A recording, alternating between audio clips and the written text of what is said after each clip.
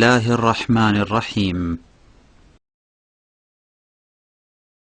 ومن أحسن قولا ممن دعا إلى الله وعمل صالحا وقال إنني من المسلمين.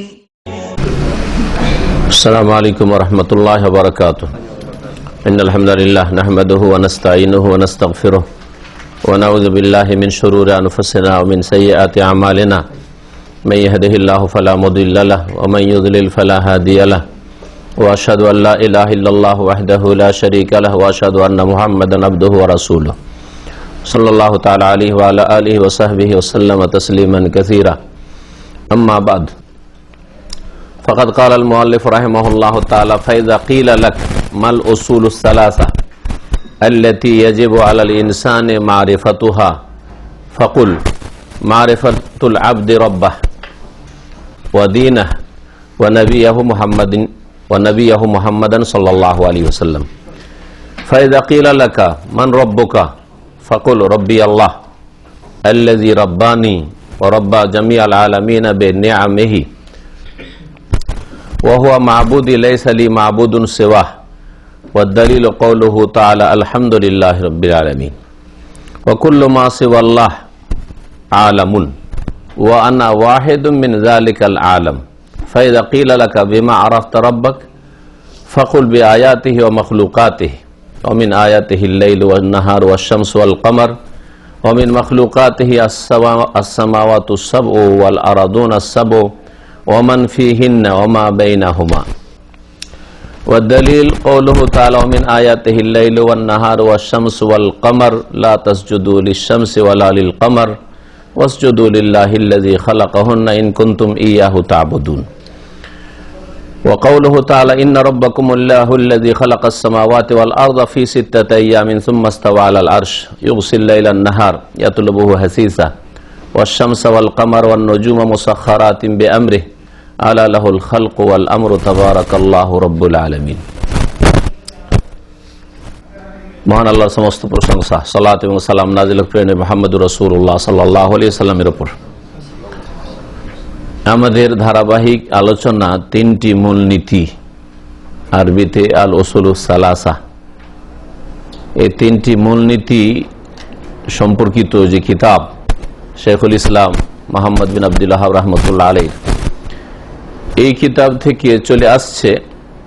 আজকে এখন সরাসরি আমরা এই 3টি মূলনীতিতে প্রবেশ করব, 3টি মূলনীতির আলোচনা আমরা শুরু করব ইনশাআল্লাহ। শেখ বলছেন ফাইদা কিলা লাকা, যদি হে মুসলিম তোমাকে জিজ্ঞাসা করা হয় যে মাল উসুলুস সালাসা আল্লাতী ইয়াজিবু আলাল ইনসানি মারিফাতুহা, ওই 3টি মূলনীতি কি যা প্রত্যেক মানুষের জন্য জানা, যে সম্পর্কে জ্ঞান অর্জন করা ফরজ, প্রত্যেক মানুষের জন্য ফরজ। কিন্তু এই ফরজ আদায় করতে গিয়ে মানুষ 2 ভাগে বিভক্ত হয়েছে, মুসলিম আর কাফের। আল্লাহ কোরআনে কারীমে মানব জাতিকে 2 ভাগে ভাগ করেছেন, হুয়াল্লাযী খালাকাকুম ফামিনকুম মুমিনুন ওয়া মিনকুম কাফির। আল্লাহ তোমাদেরকে সৃষ্টি করেছেন হে মানুষ, তোমাদের মধ্যে কেউ তো মুমিন বিশ্বাসী আর কেউ তো কাফের অবিশ্বাসী। তো প্রত্যেক মানুষের জন্য ফরজ, কিন্তু যারা কাফের, অস্বীকারী, অবিশ্বাসী, তারা যেহেতু বিশ্বাসী করে না যে আল্লাহ সম্পর্কে জানা ফরজ, আল্লাহর দিন সম্পর্কে জানা ফরজ, যে আল্লাহ পাক আসমানি সিলেবাস নাজিল করেছেন, আল্লাহ পাকের দূত শেষ রাসূল মুহাম্মদুর রাসূলুল্লাহ সাল্লাল্লাহু আলাইহি ওয়াসাল্লাম সম্পর্কে জানা ফরজ, বিশ্বাসী করে না, মুমিন নয়, বিশ্বাসী নয়, অবিশ্বাসী, তাদেরকে বাদ দিলাম। এখন আমাদের সামনে বাকি থাকলো যারা মুসলিম আত্মসমর্পণকারী বা মুমিন বিশ্বাসী। যখন বিশ্বাসী, আপনি বিশ্বাস করেন আল্লাহর প্রতি, আল্লাহর অস্তিত্বে বিশ্বাসী, আল্লাহর তাওহীদ একত্বে বিশ্বাসী, আখিরাতে বিশ্বাসী, আরো যেসব ইমানের দিক রয়েছে সেগুলিতে বিশ্বাসী বা ইমানের স্তম্ভ রয়েছে সেগুলিতে বিশ্বাসী, তাহলে আপনার উপর জানা ফরজ, এতেও আপনি বিশ্বাসী।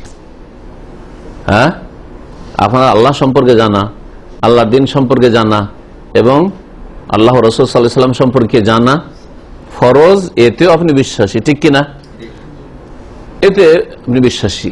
জানার ক্ষেত্রে একটি কথা বলি, না হলে অসম্পূর্ণ থাকবে, সেটা হচ্ছে যে শুধু জানা ফরজ না, তারপরে আর কোনো কাজ আছে? হ্যাঁ, হ্যাঁ, শুধু জানা কাজে আসবে? নলেজ, জানা, এটা কাজে আসবে না। জানার পরে কি করতে হবে তাহলে? মানা। সেটা যদি বিশ্বাসের বিষয়, আকীদার বিষয় হয়, আল্লাহ সম্পর্কে জানবেন, দিন সম্পর্কে জানবেন, রাসূল সম্পর্কে জানবেন, জানার পরে যেটা বিশ্বাস করার সেটা বিশ্বাস করবেন, আকীদার কথা বিশ্বাস করবেন, ইবাদত বন্দেগীর কথা, আদেশ নিষেধের কথা, আদেশ হলে তা পালন করবেন, আর নিষেধ হলে যে কথা কাজ নিষেধ সেটা থেকে বিরত থাকবেন, সেটা ছেড়ে দেবেন। এটা হচ্ছে জানার উদ্দেশ্য। জানা মানে এমনি জেনারেল নলেজের জন্য, সাধারণ জ্ঞানের জন্য, যেমন বিভিন্ন প্রতিযোগিতার জন্য। দুনিয়া সম্পর্কে অনেকে জানে, দুনিয়া সবচেয়ে বড় দেশ কি, সবচেয়ে ক্ষুদ্র দেশ কি, কোন দেশে সবচেয়ে কম জনবস্তি রয়েছে ইত্যাদি। এগুলো কি জন্য জানে মানুষ? General knowledge. হ্যাঁ, জেনারেল নলেজ। এই জেনারেল নলেজের জন্য জেনে কোনো ফায়দা নেই, কোনো লাভ নেই। জানার উদ্দেশ্য হচ্ছে কি করা? মানা। বিশ্বাসের বিষয় হলে বিশ্বাস করা, আর আমলের বিষয় হলে আমল করা, আর বেঁচে থাকার বিষয় হলে বেঁচে থাকা।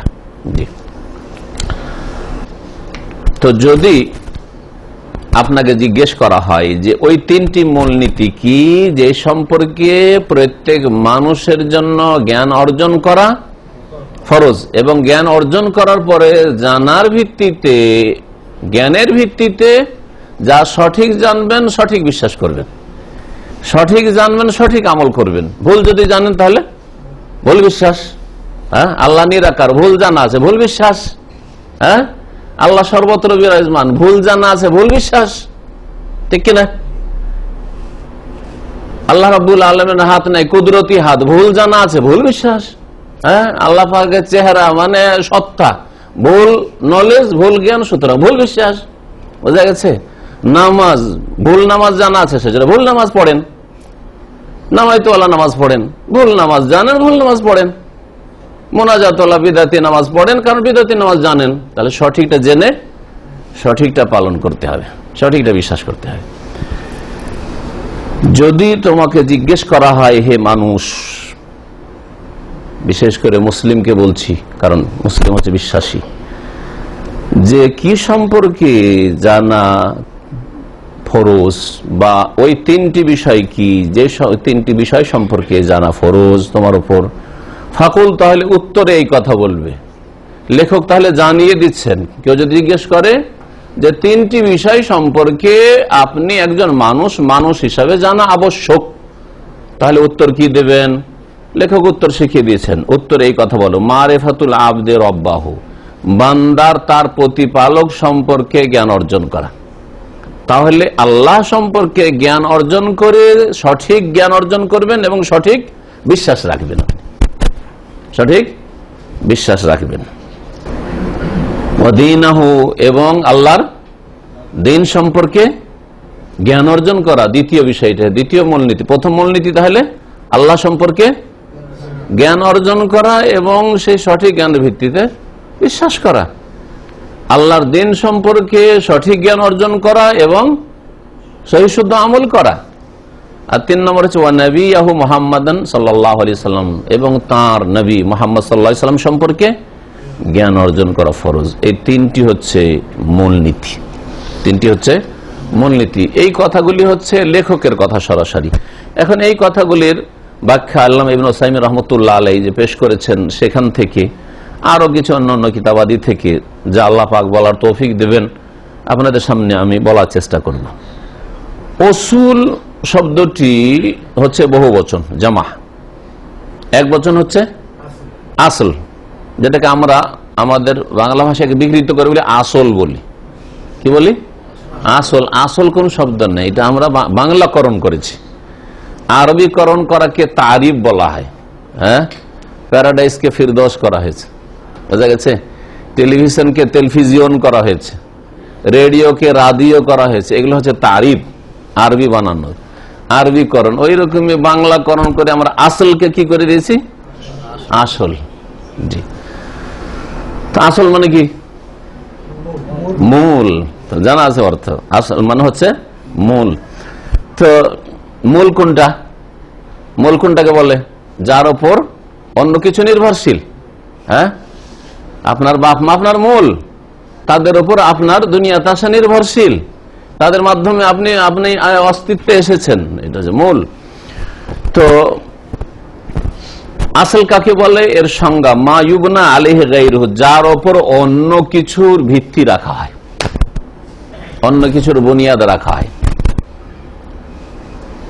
অমিন যালিকা আসলুল জিদার, এখান থেকে দেয়ালের কি, দেয়ালের ফাউন্ডেশন যেটা ভিত, দেয়ালের ভিতকে কি বলা হয়, বা বিল্ডিং এর ঘরের ভিতকে আরবিতে বলা হয় আসল বলা হয়। আসল, জি, আসল বা আসাস, আসল বলা হয়, আর কি বলা হয়, আসাস। এই জন্য আসাসা ইউআসসিসু তাসিস মানে হচ্ছে ভিত্তি স্থাপন করা। আফামান আসাসা বুনিয়ানাহু আলা শাফা জুরুফিন হারিন, কোরআন কারীম সূরা তাওবা রয়েছে আসাসা। জি, আর এই আসল শব্দটি গাছের কাণ্ডের ক্ষেত্রে বা শিকড়ের ক্ষেত্রে ব্যবহৃত হয়। গাছের শিকড়কে বলে আর গাছের কাণ্ডকে বলে। জি, ওয়াসলু শাজার আল্লাযী ইয়াতাফাররা মিনহুল আগসান, গাছের মূল, গাছের মূল কোনটা, একটা শিকড় যেটা জড়গুলি, আর তার উপরে যে কাণ্ডটা আছে, বডিটা আছে, এটা হচ্ছে আসল, আসলু শাজারা। আর তার উপর নির্ভরশীল হচ্ছে ডালগুলি, হ্যাঁ, তারপরে জি লতা পাতা। মহান আল্লাহ ইরশাদ করেছেন, আলাম তারা কাইফা দারাবাল্লাহু মাসালান কালিমাতান তাইয়্যিবাতান কাশাজারাতিন তাইয়্যিবাতিন আসলুহা সাবিতুন ওয়া ফারউহা ফিস সামা। তুমি কি দেখোনি চিন্তা করে? আল্লাহ পাক বলছেন নবী মুহাম্মদ সাল্লাল্লাহু আলাইহি ওয়াসাল্লামকে সম্বোধন করে সরাসরি আর পরোক্ষভাবে সকল মানুষকে সম্বোধন, তুমি কি দেখো না হে মানুষ, কাইফা দারাবাল্লাহু মাসালা, কেমন ভাবে আল্লাহ পাক উপমা পেশ করছেন। উপমা বর্ণনা, যারাবা মানে এখানে বর্ণনা করা, কালেমাতান তাইয়্যিবা, একটি পবিত্র কালেমার, পবিত্র বাণী লা ইলাহা ইল্লাল্লাহ, এটি হচ্ছে কাশাজারাতিন তাইয়্যিবা, পবিত্র ভালো সুন্দর গাছের মতো। খেজুরের গাছ যেমন, খেজুরের গাছ কত লম্বা গাছ, হ্যাঁ,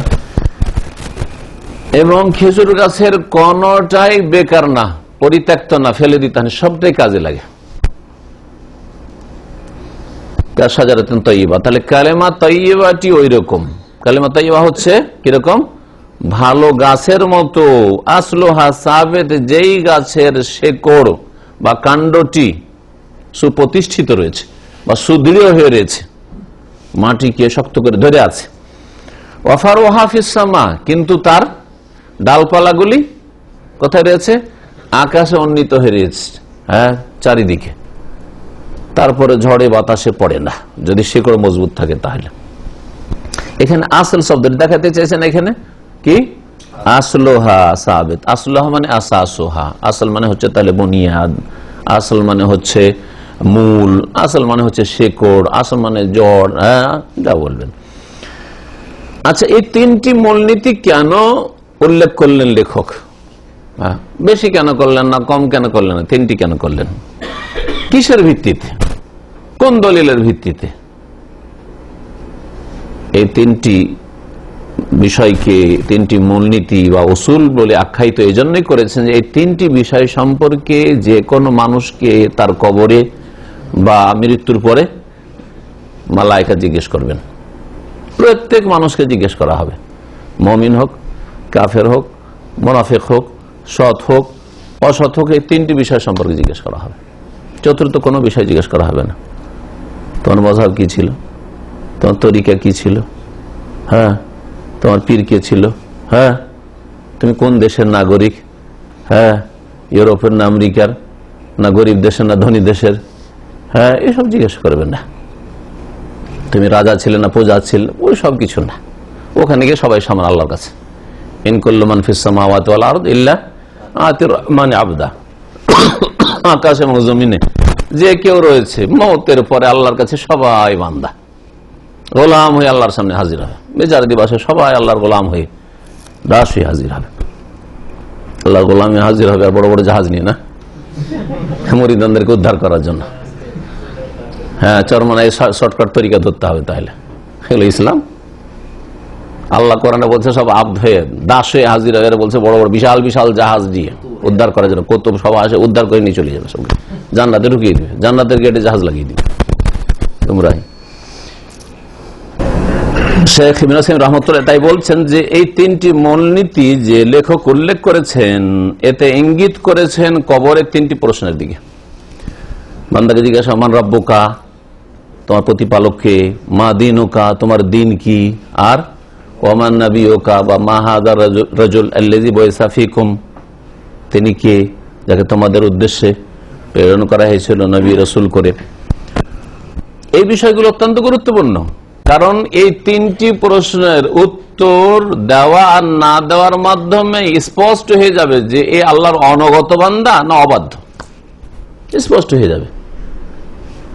আল্লাহ সম্পর্কে জিজ্ঞেস করা হবে, আল্লাহর দিন, আল্লাহর দিন আকীদার নাম, ইবাদতের নাম, আখলাকের নাম, হালাল হারামের নাম, জায়েজ না জায়েজের নাম, রুজি রোজগার করার নাম, আর খরচ করার নাম, সবকিছুরই নাম। কোথায় খরচ করবেন, কোথা থেকে ইনকাম করবেন, সবকিছু সামনে আল্লাহর দিন, তাই না?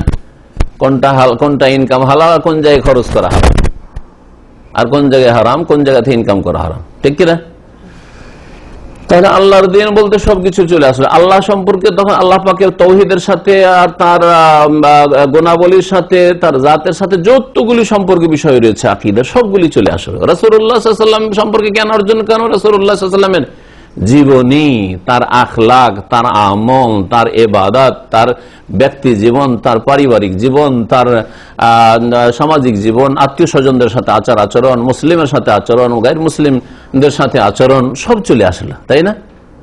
তাহলে তিনটি বিষয় এত গুরুত্বপূর্ণ বিষয় যে জীবনের কোনো ক্ষেত্র এর বাইরে যাবে না, সব শামিল হয়ে যাবে। এই তিনটি বিষয় সম্পর্কে প্রশ্নের উত্তর দিতে পারলেই বোঝা যাবে যে হ্যাঁ, মুমিন আছে, এর আকীদাও ঠিক আছে, ইবাদতও ঠিক আছে, আর মুআমালাত আখলাক ঠিক আছে। আর এই উত্তরগুলি না দিতে পারলে বোঝা যাবে যে না, হয় মুনাফিক, না হলে কাফের মুশরিক, আর না হলে বিদিন মুসলমান, নামে মাত্র মুসলিম। নবী করিম সাল্লাল্লাহু আলাইহি সাল্লামের যে কবরের প্রশ্ন উত্তরের যে হাদিস, এই হাদিস মুসনাদ আহমদে বড় লম্বা এসছে, আর তারপরে তিরমিজিতে আছে, আর সুনানের কিতাবাদিতে রয়েছে। তার একটু অংশ আপনাদেরকে শোনাই। যখন মাইয়াতকে দাফন করে দেওয়া হয়, ওয়া তাওয়াল্লা আনহু আসহাবু, আর সাথী সঙ্গীরা দাফন করার পরে সেখান থেকে ফিরে যায়, কেটে পড়ে, আতাহু মালাকান, দুই ফেরেশতা আসে। কোন কোন হাদিসে রয়েছে যে একজনের নাম মুনকার আর আরেকজনের নাম হচ্ছে নাকির। আমাদের লোকেরা বলে মুনকির নাকির, বল সবকে বিকৃত করা। মুনকার, হ্যাঁ, মুনকার মানে ভয়ঙ্কর। একজন লোক যদি আসে ভয় লাগে তো বলে মুনকার, যে মুনকার ভয়ঙ্কর, ভয়ঙ্কর অর্থে মুনকার রয়েছে, নাকির। দুই ফেরেশতা এসে কি করে? ফাকাদাহু, ওই ব্যক্তিকে বসিয়ে দেয়। ফাসালাহু মান রাব্বুকা, জিজ্ঞেস করে দুই ফেরেশতা যে তোমার রব কে? ওমা দীনুকা, তোমার দিন কি? দিন, তোমার জীবন পন্থা কি? হ্যাঁ, নাস্তিকতা, হ্যাঁ, না বহুত্ববাদ, না তৌহিদ একত্ব, হ্যাঁ, তার দিন ইসলাম। জবাব কি আসবে? যদি মুমিন হয় তাহলে কি জবাব দেবে? ফাম্মাল মুমিন নবিয়ুকা, এবং তোমার নবী কি? ফাম্মাল মুমিন, নবী সাল্লাল্লাহু আলাইহি ওয়াসাল্লামের হাদিসের অংশ শুনে মুমিন কি বলবে? রব্বি আল্লাহ, আমার রব আল্লাহ। ও দীনুল ইসলাম, আমার দিন ইসলাম। দিন ইসলাম মানে দিন শুধু ব্যক্তি জীবনের কয়েকটা কাজের নাম ইসলাম না, তাহলে জীবনের প্রতিটি ক্ষেত্রে ইসলামের দিক নির্দেশনা আপনার জীবনে আছে। ও নবী মুহাম্মদ সাল্লাল্লাহু আলাইহি, আমার নবী মুহাম্মদ সাল্লাল্লাহু আলাইহি সাল্লাম। নবী মুহাম্মদ মানে কি শুধু এটা মৌখিক কথা, না এর প্রতিফলন ঘটবে আপনার জিন্দগির ওপর? নবী যখন আপনার মুহাম্মদ সাল্লাল্লাহু আলাইহি সাল্লাম, তাহলে আল্লাহর বিধান জানার জন্য সূত্র, হ্যাঁ, সোর্স, মাধ্যম একমাত্র মুহাম্মদ সাল্লাল্লাহু আলাইহি সাল্লাম। দ্বিতীয় তৃতীয় কোন তরিকা নেই যে এটা বুজুর্গানের দিনের ওজিফা। হ্যাঁ, এটা হচ্ছে আমাদের পীর হুজুরের কিবলা দেওয়া, এটা শর্টকাট তরিকা, ওইসব চলবে না। ওই একটাই রাস্তা দিয়ে আসতে হবে, যাকে আল্লাহ পাঠিয়েছে রসুল দূত করে। রসুল মানে দূত, আল্লাহর দূত, আপনার জন্য আমার জন্য প্রেরিত তিনি। ওই পথ দিয়ে শুধু আসতে হবে আল্লাহর কাছে। জি, খুব সহজ কথা যদি বুঝে নেয় মানুষ, তাহলে সমস্ত কুসংস্কার বিদআত দূর হয়ে যাবে। জি, মুমিন বলে রব্বি আল্লাহ দীনুল ইসলাম ওয়া নবী মুহাম্মদ সাল্লাল্লাহু আলাইহি ওয়াসাল্লাম। ওয়া আম্মাল মুরতাব আবিল মুনাফিক, যে সন্দেহে পড়েছিল, সংশয় অথবা মুনাফিক কপট। আচ্ছা বলেন, আজকালকার অধিকাংশ মুসলিম 60-70 বছর তার লাইফ পার হয়ে চলে যায়, কখনো আল্লাহর ভয় আসে না, পরকালের মুক্তির কথা চিন্তাতেও আসে না, আর কোনো কাজকর্ম করে না, সংশোধনও করে না। এটাকে কোন দলে ফেলবেন? মুমিন মুমিন না মুনাফিক? মানে কমপক্ষে মুনাফিক, কমপক্ষে মুনাফিক। কাফের যদি নাও বলেন মুশরিক, না শিরকি আকীদা থাকলে তো মুশরিক। আর যদি ঈমান ভঙ্গকারী কিছু বিষয় স্পষ্ট থাকে, তাহলে ভালো আলেমরা সেই ক্ষেত্রে সিদ্ধান্ত দেবে যে যেহেতু ঈমান ভঙ্গ করে সেজন্য কাফের।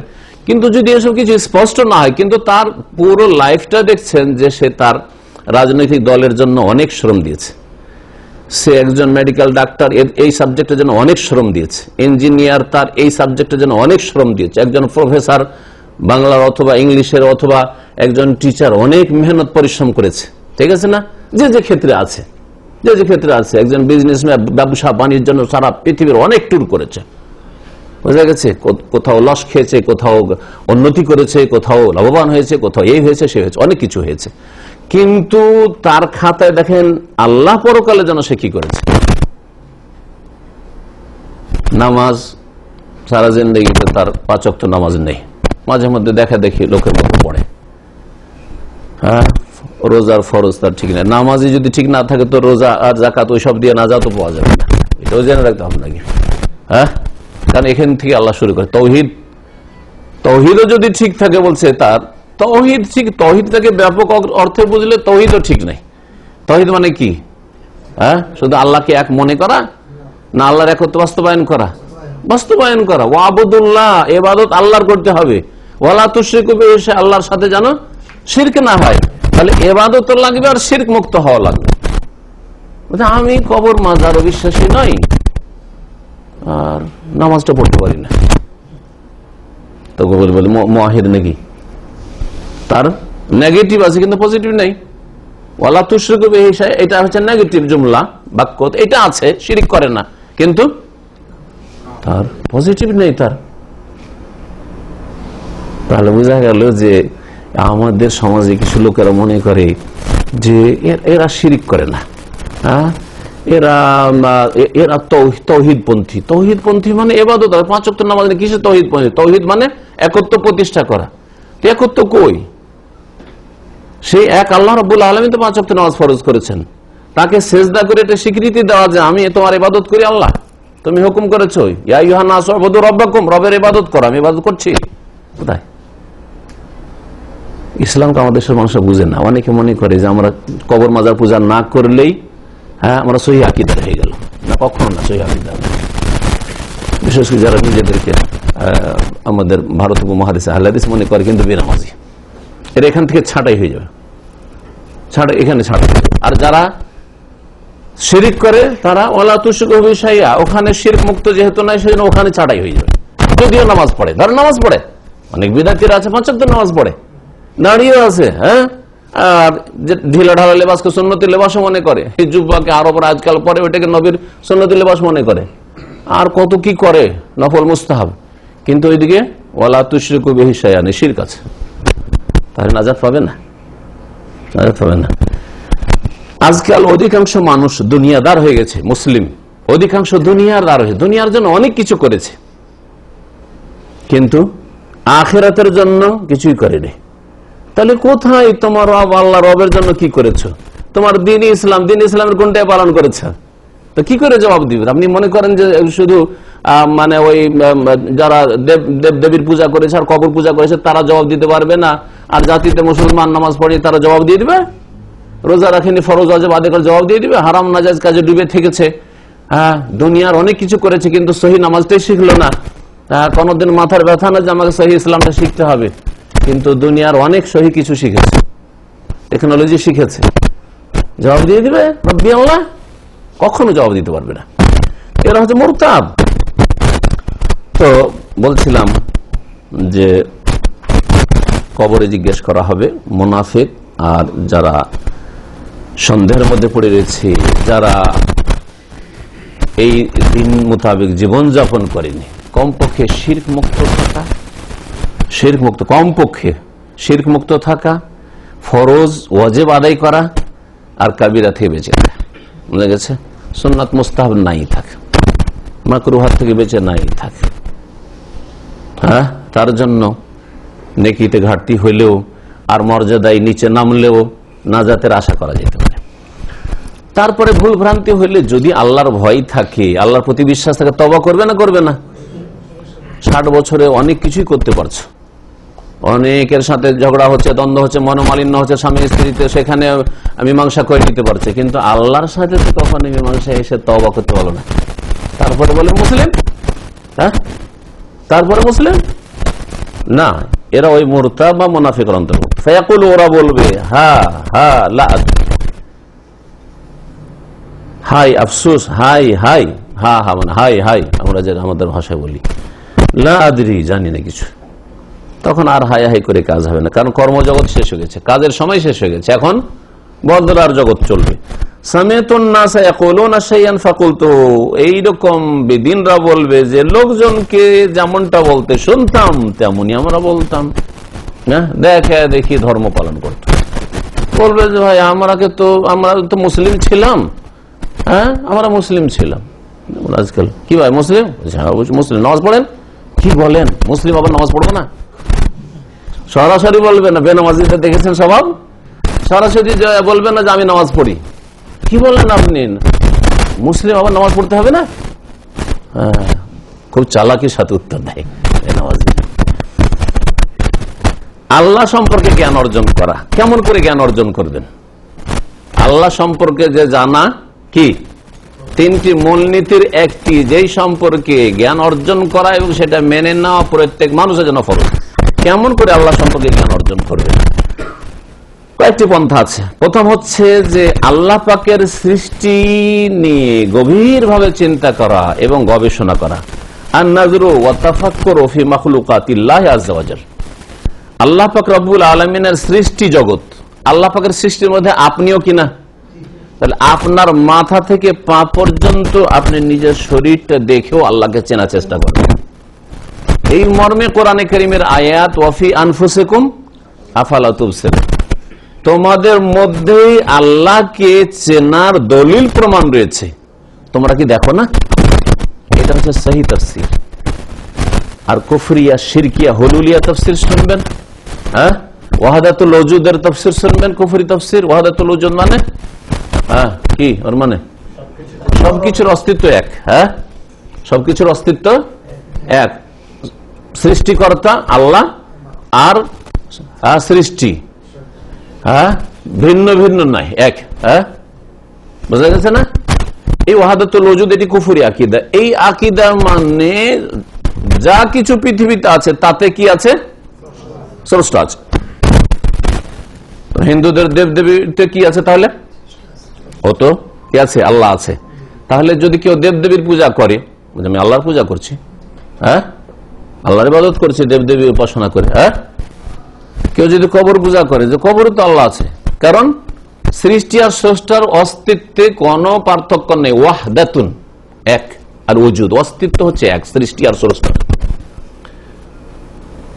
এই কুফরি আকীদা, হ্যাঁ আর জন্য তারা কোরআনে কারীমের অর্থের বিকৃতি ঘটিয়েছে, শব্দের বিকৃতি ঘটাতে পারে, অর্থের বিকৃতি ঘটেছে। কেমন করে? ভালো করে শুনুন। ওয়াফি আনফুসিকুম আফালা তুবসিরুন, সহিহ তাফসীর এর আগে করলাম, এখন কুফরি তাফসীর শুনুন। কোরআনে কারীমে কুফরিয়া তাফসীরও আছে যা তারা করে। তোমাদের মধ্যে তো আল্লাহ আছে, আফালা তুবসিরুন দেখতে পাও না? বোঝা গেছে? তার মানে তোমাদের মধ্যে আল্লাহ আছে, সবকিছুতে আল্লাহ সর্বত্র বিরাজমান, সবকিছু ওয়াহদাতুল ওজুদ। এবার বুঝলেন? এখানে আল্লাহর জাত, আল্লাহর সত্তা তোমাদের মধ্যে আছে, এই কথা বোঝানো হয়নি। সহিহ তাফসীর কি বোঝানো হয়েছে? আল্লাহকে চেনার জন্য যেসব দলিল প্রমাণ লাগে, যেসব লক্ষণ লাগে, যে প্রুফ লাগে, সেগুলি আছে। নিদর্শন যেগুলি আয়াতে কওনিয়া, সৃষ্টিগত যেগুলি আয়াত বলা হয়েছে, এগুলি আছে। এটি কি এমনিতে আম খালাকু মিন গায়রি শাইইন আম হুমুল খালিকুন? আল্লাহ কোরআনে বলছেন এমনিতে প্রাকৃতিক ভাবে তোমরা সৃষ্টি হয়ে গেছো, না তোমরা নিজেরা নিজেদেরকে সৃষ্টি করেছো? কেউ বলতে পারে আমি আমাকে সৃষ্টি করেছি, অথবা আমার বাপ মা আমাকে সৃষ্টি করেছে। হ্যাঁ, না এমনিতে প্রাকৃতিক। প্রাকৃতিক কোথায়? প্রাকৃতিক এভাবে প্রাকৃতিক হয়ে যায়? এত সুন্দর করে সুঠাম করে আল্লাহ পাক করলেন কাদ্দারা ফাহাদা। হ্যাঁ হ্যাঁ, সাব্বিহিসমা রাব্বিকাল আ'লা আল্লাযী খালাকা ফাসাওয়া। হ্যাঁ, কত সুন্দর করে আল্লাহ তৈরি করেছেন। এমনিতে এগুলো প্রাকৃতিক সব? কখনো না। আর যখন থেকে আল্লাহ মানুষকে পাঠিয়েছেন, তখন থেকে তাদেরকে আল্লাহ সম্পর্কে জ্ঞান দিয়েছেন, আল্লাহর মারিফাত সম্পর্কে জ্ঞান দিয়েছেন। আদম আলাইহিস সালাম থেকে শুরু করে আল্লাহ পাক মানুষকে জাহেল অজ্ঞ করে ছেড়ে দেননি। ওয়া আল্লামা আদম আল আসমা কুল্লাহ, আল্লাহ শিখিয়ে দিয়েছেন আদম আলাইহিস সালামকে। তো যাই হোক, কথা লম্বা হয়ে যাচ্ছে। বলছিলাম যে আল্লাহ পাকের সৃষ্টিগুলিকে গভীরভাবে দেখলে, সৃষ্টি নিয়ে গবেষণা করলে কাকে চেনা যায়? আল্লাহকে চেনা যায়। আল্লাহ সম্পর্কে দলিল প্রমাণ পাওয়া যায়। যদি এত সুন্দর সুন্দর মানুষ প্রাকৃতিক তৈরি হয়ে যায়, হ্যাঁ এমনিতে তৈরি হয়ে যায়, তো আমি যদি বলি যে এই বোতলটা এমনিতে তৈরি হয়ে টেবিলে প্রাকৃতিক ভাবে এখানে এসে সেট হয়ে গেছে, আমাকে সত্যবাদী বলবেন, মিথ্যাবাদী বলবেন? পাগলামি করতে পারে, কিন্তু সামান্য যার জ্ঞান আছে বলবে এটা কোন জায়গায় তৈরি হয়েছে, পানি আবার ভরা হয়েছে ওতে, তারপর আবার এটা বন্ধ করা হয়েছে, তারপর আবার ওখান থেকে এসছে বাজারে, তারপরে বাজার থেকে কিনে নিয়ে আসা হয়েছে, তারপরে কেউ এখানে দিয়ে গেছে, ঠিক কিনা? এতগুলি কথা সব বুঝতে পারছেন। সামান্য ক্ষুদ্র থেকে ক্ষুদ্র, এর চেয়ে কোনো ক্ষুদ্র জিনিস নেন। হ্যাঁ, এটা সরিষার দানার সমান জিনিসও যদি নেন, তাও বলবেন যে না এটা কোন জায়গা থেকে তৈরি হয়েছে, ঠিক কিনা? আর আসমান জমিন মানুষ, হ্যাঁ পশু পাখি সবকিছু সব প্রাকৃতিক মিথ্যুক। অহংকার রয়েছে এদের অন্তরে, এদের প্রকৃতি, এদের নেচার যদিও আল্লাহকে স্বীকার করে, কিন্তু এদের জবান স্বীকার করে না, অহংকার বশত। এই জন্য নাস্তিকের অহংকারী। আল্লাহকে চেনার উপায় একটা বললাম, যে নিজের শরীরে, এটা হচ্ছে আয়াতে দাখিলিয়া, আপনার ভিতরেই দলিল প্রমাণ রয়েছে। আর একটা দিগন্তে দলিল রয়েছে, আপনার চারিদিকে যতদূর পর্যন্ত নজর যায়। আল্লাহ কোরআনে কারীমে ইরশাদ করেছেন একটি আয়াতে, সানুরিহিম আয়াতিনা ফিল আফাক ওয়া ফি আনফুসিহিম, নিঃসন্দেহে আমি মানব জাতিকে আমার নিদর্শনাবলী দেখাবো, মানে দলিল প্রমাণ দেখাবো। হ্যাঁ, ফিল আফাকে, দিগন্তে, চারিদিকে, উপরে তাকাইলো, নিচে তাকাইলো, ডানে বামে সামনে পিছনে যেদিকে তাকান, আল্লাহ পাকের অস্তিত্বের কি রয়েছে? প্রমাণ রয়েছে। আল্লাহ পাকের ওয়াহদানিয়তেরও প্রমাণ রয়েছে, ওয়াফি আনফুসিহিম, এবং তাদের মধ্যে রয়েছে। এই আয়াতে দুটোই উল্লেখ করা হয়েছে। আপনার শরীরেও আল্লাহকে চেনার উপায় রয়েছে, দলিল রয়েছে, আর আপনার চারপাশেও রয়েছে আফাক, দিগন্ত। হাত্তা ইয়াতাবায়্যানা লাহুম আন্নাহুল হক, এমনকি মানব জাতির জন্য স্পষ্ট হয়ে যাবে যে তিনি আল্লাহ চিরসত্য। কোরআনে কারীমের আয়াত। তো যাই হোক, আগে বলা যাক। এই একটি জিনিস আল্লাহ পাক সূরা আরাফের আয়াত নম্বর 185 ইরশাদ করেছেন, আওয়ালাম ইয়ানজুরু ফি মালাকুতিস সামাওয়াতি ওয়াল আরদ, তারা কি দেখেন না আকাশ এবং জমিনের এই আল্লাহর রাজত্বে? ওমা খালাকাল্লাহু মিন শাই, আর যা কিছু আল্লাহ সৃষ্টি করেছেন এগুলি আল্লাহর প্রত্যেকটি সৃষ্টি দেখেন, তাহলে আল্লাহকে চিনতে পারবে। সুবহানাল্লাহ।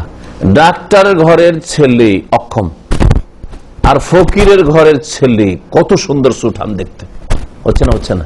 কে করলো? এটা আমি কাল্পনিক বলছি না, আমি চিনি এরকম কয়েক ডাক্তারকে, যাদের ছেলে অথবা মেয়ে আছে আমার কাছে, তারা টেলিফোন করে এইগুলি বলেছে, এবং যাই হোক দোয়ার জন্য আর কি। তো বলছে যে শেখ, আমার মেয়ের কোনো গ্রোথ হচ্ছে না, ওজনই বাড়ছে না, আমার মেয়ে বড় হচ্ছে না। আমার আর ডাক্তার ভাই বলছে যে, ভালো স্পেশালিস্ট বলছে, আমার ছেলে দাঁড়াতে পারছে না, বসে আছে, কয়েক বছর বসে আছে, উঠিয়ে খেতে পারছে না। আল্লাহু আকবার। অথচ একেবারে গরিব, ডাল ভাত খায়, বছর কুরবানির সময় না হয় গোস্ত খেতে পায় না, তার ছেলে মেয়ে কত সুন্দর। কি করলো? বাহ, নিঃসন্দেহ আল্লাহ। জি, এরকম বহু দলিল রয়েছে। ইন্না ফি খালকিস সামাওয়াতি ওয়াল আরদি ইখতিলাফিল লাইলি ওয়ান নাহারি লাআয়াতিন লিউলিল আলবাব আল্লাযীনা ইয়াযকুরুনাল্লাহা কিয়ামান ওয়া কুউদান। সূরা আলে ইমরান রয়েছে, সূরা বাকারাতে রয়েছে, বহু এরকম আয়াত রয়েছে যে আল্লাহ পাকের সৃষ্টি দেখে কি করা যায়, আল্লাহর অস্তিত্ব সম্পর্কে, একত্ব ওয়াহদানিয়ত সম্পর্কে জ্ঞান অর্জন করা যায়। এটা একটা উপায়। আর একটা উপায় হচ্ছে আল্লাহ পাকের বিধানগত আয়াত, আগেরটা ছিল সৃষ্টিগত আয়াত মানে নিদর্শনাবলী, আর আল্লাহ পাক রব্বুল আলামিনের বিধানগত আয়াত মানে আয়াতে কোরআনিয়া বলেন বা আয়াতে শারিয়া, শরীয়তের আয়াত, কোরআনে কারীমের আয়াত, রাসূলুল্লাহ সাল্লাল্লাহু আলাইহি ওয়াসাল্লাম হাদিস দ্বারা কাকে চেনা যায়, আল্লাহ সম্পর্কে জ্ঞান অর্জন করা যায়। আল্লাহর অস্তিত্ব সম্পর্কে বা আল্লাহ সম্পর্কে সংক্ষিপ্ত জ্ঞান অর্জন করা যেতে পারে আগেরটি দিয়ে। কোনটা? আল্লাহর সৃষ্টি নিয়ে গবেষণা করে। কিন্তু আল্লাহ কোথায়, হ্যাঁ, আল্লাহর হাত আছে কিনা, আল্লাহর চেহারা আছে কিনা, হ্যাঁ, আল্লাহর আরশ আছে, আল্লাহর কুরসি আছে, এগুলি কিন্তু গবেষণা দিয়ে জানা যায় না, তাই না? নিজের শরীর দেখেও জানা যায় না, আর দিগন্ত দেখেও জানা যায় না। আসসালামু আলাইকুম রাহমাতুল্লাহ। ফদল। দ্বিতীয় বিষয়টি যেটা বললাম যে আল্লাহ পাকের কোরআনী আয়াত দিয়ে বা শরীয়তগত বিধানগত আয়াত দিয়ে আল্লাহ সম্পর্কে জ্ঞান অর্জন করা, এটা দিয়ে সম্পূর্ণরূপে আল্লাহ সম্পর্কে জ্ঞান অর্জন করা যেতে পারে। যতটুকু আল্লাহ মানুষকে জানিয়েছেন, হ্যাঁ, সম্পূর্ণরূপ বলতে এই কথা না যে আল্লাহকে কেউ জ্ঞান দ্বারা পরিবেশন করবে, এটা কারো ক্ষমতা নেই। ওয়ালা ইউহিতুনা বিহি ইলমা, আল্লাহ পাক বলছে আল্লাহকে কেউ জ্ঞান দ্বারা পরিবেশন করতে পারে না, আয়ত্ত করতে পারে না। কিন্তু আল্লাহ সম্পর্কে যতটা আল্লাহ জানিয়েছেন ততটা জানা যাবেন। আইনাল্লাহ, আল্লাহ সম্পর্কে আমিনতু মান ফিস সামাই সুম্মা ইস্তাওয়া আলাল আরশি, হ্যাঁ, তার বালিয়াদাহু মাবসুতাতানি, আল্লাহর ইয়াদ, হ্যাঁ, ওয়া ইয়াবকা ওয়াজহু রাব্বিকা ওয়াজহুন, আল্লাহর চেহারা আছে, ঠিক কি না? হাত্তা ইয়াযা রাব্বুল ইজ্জাত কাদামাহু, জাহান্নামের উপর আল্লাহ পা রেখে দিবেন। তো কোরআনে ওয়া হাদিসে আল্লাহ সম্পর্কে জানার মেলা, হ্যাঁ, দলিল প্রমাণ রয়েছে। জি, যার দ্বারা আপনি বিস্তারিত জানতে পারেন, যতটা আল্লাহ জানাতে চেয়েছেন এবং যতটা জানা আবশ্যক ততটা আল্লাহ অবশ্যই জানিয়ে দিয়েছেন, তাতে কোনো ঘাটতি রাখেন নাই। আল্লাহ পাক এই মর্মে বলেছেন কোরআনে কারীম নিয়ে গবেষণা করতে, সূরা নিসার আয়াত নম্বর 82, আফালা ইয়াতাদাব্বারুনাল কোরআন, তারা কি কোরআন নিয়ে গবেষণা করে না? তাহলে কোরআন তরজমা শুধু পড়ে হবে না, আর তার আগে কোরআনের শুধু কারি সাহেব হইলে হবে না, আর কোরআনের হাফেজি হইলে হবে না। বোঝা গেছে? ছেলেকে কোরআন হাফেজ বানিয়ে দিবেন আর জয়ীফ হাদিসের ভিত্তিতে আপনি স্বপ্ন দিয়ে বসে থাকবেন যে আমার মুকুট পরানো হবে আর 10 জন আমার পরিবার থেকে শাফাত করে নিয়ে যাবে, এসব জাল জয়ীফ বাদ দেন। যে উদ্দেশ্যে আল্লাহ কোরআন নাজিল করেছেন সেই উদ্দেশ্যে আসেন। সেটা হচ্ছে যে কোরআন নিয়ে কি করতে হবে, গভীরভাবে চিন্তা করতে হবে। গবেষণা মানে আপনাকে বৈজ্ঞানিক গবেষণার কথা বলছেন, কোরআন দ্বারা যেটা আল্লাহ জানাতে চায় সেটা জানার চেষ্টা করতে হবে। কোরআন দ্বারা আল্লাহ পাক আপনাকে সম্বোধন করেছেন, আপনাকে জানতে হবে যে আল্লাহ কি আমাকে সম্বোধন করেছেন, কোনটা হ্যাঁ করেছেন কোনটা না করেছেন জানতে হবে। আপনার জন্য এতে দিক নির্দেশনা না, গাইড বুক আপনার জন্য। তো আল্লাহ বলছেন আফালা ইয়াতাদাব্বারুনাল কোরআন, তারা কোরআন নিয়ে কি গবেষণা করে না? ওয়ালাউ কানা মিন ইনদি গায়রিল্লাহ, যদি এটা আল্লাহ ছাড়া অন্য কারো তরফ থেকে মানুষের রচিত হইতো, মানুষের লিখিত হইতো, মানুষের বাণী হইতো, লাওয়াজাদু ফিহি ইখতিলাফান কাসীরা, তাহলে কোরআন কারীম অনেক বিরোধ পাওয়া যেত। যেমন আমাদের কথাই বিরোধ হয়, মনে থাকে না। আজকে একটা বক্তব্য করলাম, বক্তব্যে আকীদা বিষয় হইলে হয়তো যেগুলো ক্লিয়ার, কিন্তু অনেক সূক্ষ্ম মাসলা মাসাইল আছে যেগুলো মাসলা মাসাইলে হয়তো আজকে একরকম বলে দিলাম, 2-4 বছর পর আরেক রকম বলে দিয়েছি, খেয়ালি নেই যেরকম বলেছি, হইতে পারে না, পারে না? হ্যাঁ, একটা বই লিখতে গিয়ে একটা দোয়া 2 বার করে লিখতে, দোয়ার বই লিখতে গিয়ে মনে, লেখকের মনে নেই, হয় না, হয় না, খেয়ালি নেই। আল্লাহর এটা হয় কি? এটা আল্লাহর তরফ থেকে সেজন্য কোনো বিরোধ নেই, পরস্পর বিরোধী কোনো কথা নেই। তারপরে আমাদের কথাতে আমরা কি করি, রিভিউ করি। আজকে এটা বলেছি ঠিক মনে করি, কিন্তু 2-4 বছর পরে দেখলাম যেন ওইটা ভুল, তখন আমি ওটাকে নাকচ করে দিলাম, নিজের কথাকে নিজে নাকচ। কিন্তু আল্লাহ না, আল্লাহ এটা করেন না, আল্লাহর কথায় কোন রকম বিরোধ নেই। 3 নম্বর উপায় আল্লাহ রাব্বুল আলামিনের সম্পর্কে জ্ঞান অর্জন করা, সেটা হচ্ছে আল্লাহর খাস দান। মুমিনের অন্তরে আল্লাহ পাক রব্বুল আলামিন আল্লাহ সম্পর্কে যে জ্ঞান অর্জন করার একটা তৌফিক দিয়ে থাকে। আল্লাহ অভিমুখী হয়। অনেকে মাঝে মাঝে নিজেকে ধিক্কার দিয়ে নফসে লাওয়ামা, নিজেকে তিরস্কার করে ভালো কাজের দিকে আসার চেষ্টা করছে, আবার পদস্খলন, বারবার পদস্খলন করছে, পাপে লেগে যাচ্ছে। কিন্তু অনেকে আছে ও প্রাকৃতিক ভাবে ছোট থেকেই ভালো, ভালো কাজই ভালো লাগে, আর মন্দ কথা কাজ খুব খারাপ লাগে। এটা যদি কেউ নিজে অনুভব করেন যে আমাকে ছোট থেকেই খারাপ কথা কাজ খুব খারাপ লাগে, এটা আল্লাহর খাস দান। এর দ্বারাও আল্লাহ সম্পর্কে কি করা যায়? জ্ঞান অর্জন করা যেতে পারে। তাই শেখ ইবনে তাইমিয়া রাহমাতুল্লাহ বলছেন যে ওয়ামিনহা মা ইয়ালকাল্লাহু আযজা ওয়া জাল ফি কলবিল মুমিন মিন মারিফাতিল্লাহ সুবহানাহু ওয়া তাআলা। কখনো কখনো আল্লাহ পাকের জ্ঞান সম্পর্কে মুমিনের অন্তরে আল্লাহ পাক রব্বুল আলামিন দিয়ে দেন তৌফিক, যেটা ইলহাম, যে তোকে এইরকমই চলতে হবে, ওটাই ভালো লাগে আপনাকে, ওই রাস্তায় সহজ লাগে। এখনই আপনাদের সকালে যদি মনে করেন যে আজকে রাতে তাহাজ্জুদ পড়ব, সবাই কিন্তু নিয়ত করে গেছেন, কিন্তু কেউ একবারে বদ্ধপরিকর মন্দিরের সংকল্প যে করে ফেললেন আপনি, আর খুব ভালো কোয়ালিটি করলেন আজকালকার জামানা হিসাবে। আর কিছু লোক মৌখিক অতটুকুতেই ক্ষান্ত, এই যে কথা বলে গেলেন আর মনে একটা ভালো সৎ নিয়ত রেখে গেলেন, বাস ওখানে গিয়ে শেষ। হচ্ছে না? এই যে পার্থক্য, অথচ আমরা সকলেই নিয়তটা করেছিলাম, কাজে প্র্যাকটিক্যালি পার্থক্য কেন? এটা আল্লাহ পাকের খাস তৌফিক। এই জন্য একটা রাস্তা রয়েছে, সেটা হচ্ছে দোয়া, ইহদিনাস সিরাতাল মুস্তাকিম। হ্যাঁ, আল্লাহর কাছে সবসময় সঠিক রাস্তা, জান্নাতের রাস্তা চাইতে হবে। আর এইরকম যখন মানুষ চেষ্টা করে, মেহনত করে, তখন আল্লাহ পাক তার অন্তরে সততা দেখে তৌফিক দান করেন। ইহসানের মর্যাদা, যে সম্পর্কে নবী কারীম সাল্লাল্লাহু আলাইহি ওয়াসাল্লাম বলেছেন আনতা আবুদুল্লাহ কান্নাকা তারাহু ফাইন লাম তাকুন তারাহু ফাইন্নাহু ইয়ারাক। এমন ভাবে আল্লাহর ইবাদত বন্দেগী করছো, মানে জীবন যাপন করছো, পুরো জীবনটা মুসলিমের ইবাদতের, শুধু নামাজের ভিতরে নয়, যে যেন আল্লাহকে আপনি সবসময় দেখতে পাচ্ছেন। আল্লাহকে সবসময় সামনে দেখলে যেমন ভালো মানুষ হয়ে থাকতেন, ওইরকম ভালো মানুষ সবসময়। যদি এরকম না হয় তো যেন আপনি রাস্তা ঘাটে, মাঠে ঘাটে, হাটে, যেখানে চলেন না কেন, মসজিদে থাকেন, মসজিদের বাইরে থাকেন, ভালো পরিবেশে থাকেন আর খারাপ পরিবেশে থাকেন, সবসময় আল্লাহ আমাকে দেখছেন, আল্লাহ যেন দেখছেন। বাপের সামনে সিগারেট ধরাইতে পারেন না, হ্যাঁ, বাপের সামনে, মায়ের সামনে কারোর সাথে প্রেমের গল্প ধরাইতে পারছেন না, স্ত্রীর সামনে প্রেমের টেলিফোন করতে পারছেন না, আর এইদিকে আবার আল্লাহর সামনে ধরিয়ে দিয়েছেন ঘন্টার ঘন্টা আমোদ ফুর্তি চলছে। এটা কি করে? হ্যাঁ, কোন তাকওয়া আপনার মধ্যে রয়েছে তাহলে? হ্যাঁ, কোন তৌফিক রয়েছে? তাহলে বোঝা গেল যে আপনার মধ্যে ইহসান নেই, নিষ্ঠার সাথে আপনি ইবাদতবন্দি করেন না। এই হচ্ছে ইহসানের স্তর। দ্বিতীয় মূলনীতি কি ছিল? আল্লাহর দ্বীন সম্পর্কে জ্ঞান অর্জন করা। যেই দ্বীনের বিধিবিধানের দায় দায়িত্ব আল্লাহ পাক মানব জাতির ওপর ন্যস্ত করেছেন, যে মানব জাতি এই দ্বীনের বিধিবিধান, আদেশ নিষেধ পালন করবে, যেই দ্বীনের মুকাল্লাফ, যাকে কোরআনের ভাষায় আল্লাহ আমানত বলেছেন।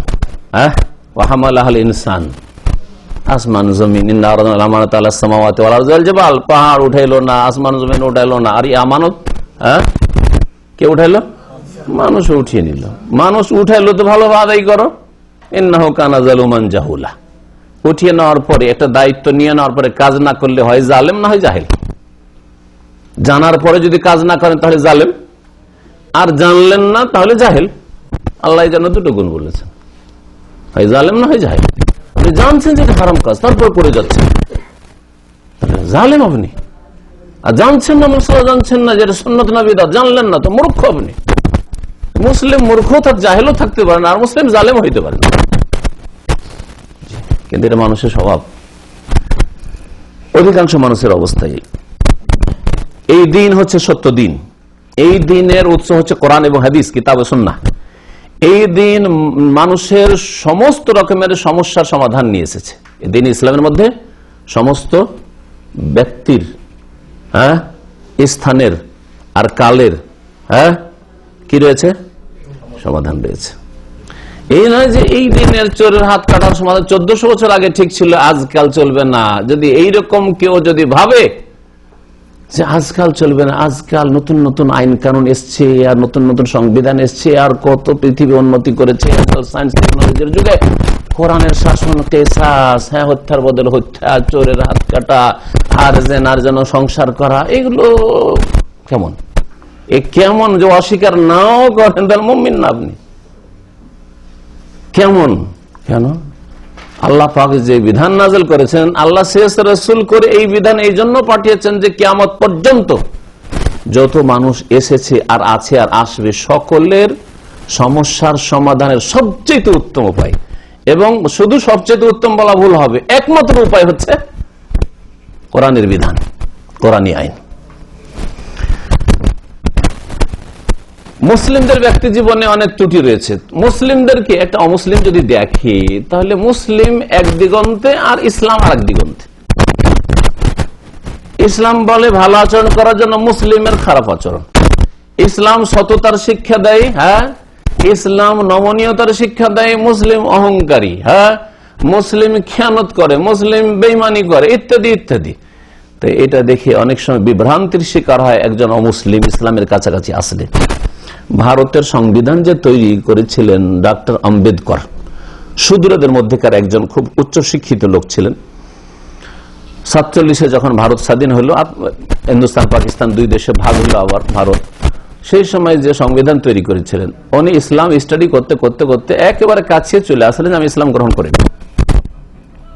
কিন্তু আল্লাহ তাকে হতভাগা করেছেন। আল্লাহ পাকের হিকমতে আল্লাহ পাক রব্বুল আলামিন তৌফিক দিলেন না, কারণ সে চেষ্টা করলো না। যে আল্লাহ পাক তাকে ধাক্কা দিয়ে জাহান্নামের রাস্তায় লাগিয়ে দিয়েছে। আল্লাহ পাক তাকে বুঝার সুযোগ করে দিয়েছে, অনেক কিছু বুঝা। আর পরে সে বলল যে ইসলাম হচ্ছে সত্য ধর্ম।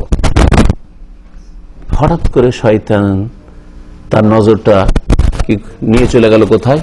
মুসলিম সমাজের উপর। জেলে দেখলে মুসলিম চোর ডাকাত বেশি, মুসলিম অপরাধী বেশি। মুসলিমরা এই রকম আর ইসলাম এই রকম। ইসলাম তাওহীদ শেখা, মুসলিমরা কবর পূজারি। আমরা যেগুলো মন্দিরে করি ওই কাজগুলিতে এরা কবর মাজারে করছে। পার্থক্য কোথায়? আখলাক আমলে পাপে হিন্দুরা যেসব পাপ করেছে মুসলিমরাও সেসব পাপ করছে। এসব দেখার পরে তার ঘৃণা জন্মে গেল, বলে না আমি ইসলাম গ্রহণ করব, হতভাগা হয়ে গেল। জি, তো এইরকম অনেকেই বিভ্রান্তি শিকার হয়েছে। সেই জন্য বলছি যে আপনাকে মুসলিম দেখলে হবে না, কারণ এই মুসলিম যে পাপী মুসলিম, সে ইসলামের প্রতিনিধি নয়।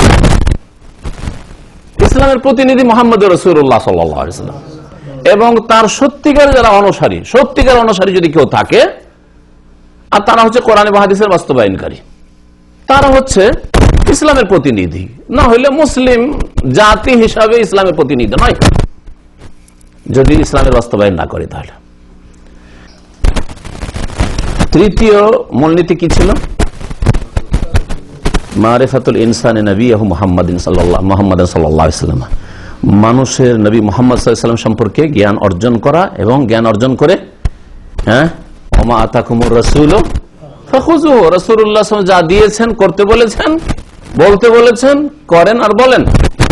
ওমা নাহাকুম আনহু, আর যেই কথা কাজ থেকে বারণ করেছেন, ফান্তাহু, বিরত থাকো। এই জন্য রাসূলকে জানার, রাসূল সম্পর্কে এই জন্য জ্ঞান অর্জন করবেন না যে আমি একটা হিস্ট্রি জানলাম, একজনের জীবনী জানলাম, না, তার সম্পর্কে জানবেন এই জন্য যে তিনি আপনার জন্য একমাত্র আদর্শ মানুষ। উসওয়ায়ে হাসানাহ, লাকাদ কানা লাকুম ফি রাসূলিল্লাহি উসওয়াতুন হাসানাহ, নিঃসন্দেহে তোমাদের জন্য আল্লাহ রাসূল সাল্লাল্লাহু আলাইহি ওয়াসাল্লামের মধ্যে রয়েছে উত্তম আদর্শ। সূরা আহজাবের আয়াত। তো এই ছিল তৃতীয় মূলনীতি। নবী সাল্লাল্লাহু আলাইহি ওয়াসাল্লাম সম্পর্কে যখন জানবেন, প্রথম জানবেন নবী সাল্লাল্লাহু আলাইহি ওয়াসাল্লামের জীবনী সম্পর্কে। নবী সাল্লাল্লাহু আলাইহি ওয়াসাল্লামের জীবনী চর্চাই করাই হচ্ছে আপনার ইবাদত। কোরআনে কারীমের চর্চা করা, কোরআনের অর্থ বোঝা, তরজমা তাফসীর বোঝা, আল্লাহ কি সম্বোধন করেছেন, রাসূলুল্লাহ সাল্লাল্লাহু আলাইহি ওয়াসাল্লামের হাদিস বোঝা, আর তারপরে সিরাতুন নবী, নবীর জীবনী বোঝা। তারপরে অন্য সাবজেক্ট আসবে। তারপরে অন্য সাবজেক্ট আসবে। কারণ কোরআন এবং হাদিসের মধ্যে আল্লাহর দিন চলে আসে না।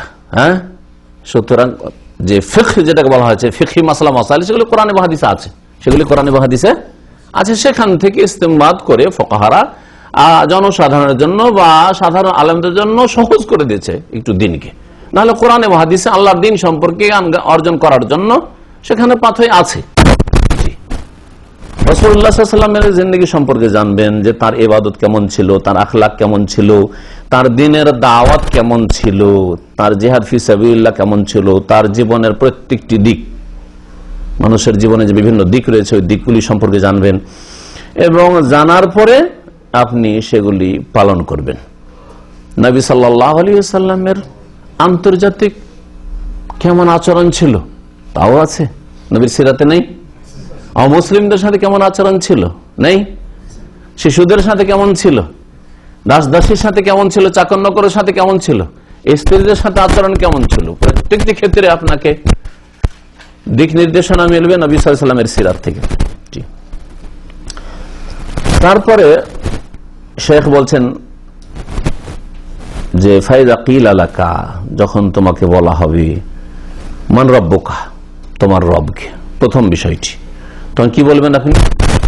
ফাকুল, বলো রব্বি আল্লাহ, আমার প্রতিপালক পালনকর্তা আল্লাহ, আল্লাযী রব্বানি, যিনি আমার প্রতিপালন করেন, ওয়া রব্বা জামিআল আলামিন বিনিআমিহি, এবং সমস্ত বিশ্বজগতের যিনি প্রতিপালন করেন তার অনুগ্রহ সমূহ দ্বারা, তার নিয়ামত দ্বারা প্রতিপালন করেন। আল্লাহ রাব্বুল আলামিন অনেক গুণ রয়েছে, আল্লাহ পাকের 99টি যে নাম রয়েছে সেই নামের প্রত্যেকটি নামে কিন্তু একটা করে গুণ রয়েছে, নেই? আল্লাহ তার সত্তাগত নাম, জাতি নাম, তার অর্থ ইবাদতের অর্থ রয়েছে, মানে আল্লাহ মানে মাবুদ, আল্লাহ এলাহ, আল এলাহ থেকে মানে তার মানে মাবুদ। রহমান, রহমান আর রহিম থেকে রহমতের গুণ বেরিয়ে আসলো, ঠিক না? গফফার বা গফুর থেকে মার্জনা মাগফিরাতের গুণ বেরিয়ে আসলো, যে খালেক থেকে সৃষ্টি করা খালকের গুণ বেরিয়ে আসলো, ঠিক না? তো এইভাবে আল্লাহর একটি নাম হচ্ছে 99টি নামের আর রব, কি?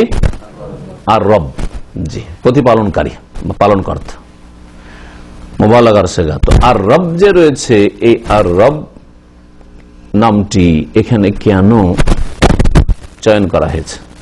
কেন বললেন না যে তোমাকে যদি জিজ্ঞাসা করা হয় যে মান রহমানুকা, তোমার রহমানকে, মান খালেকুকা, তোমার সৃষ্টিকর্তাকে, হ্যাঁ, বুঝা গেছে?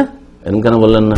হ্যাঁ, মান গফফারুকা, তোমার ক্ষমাকারী কে, বললেন না?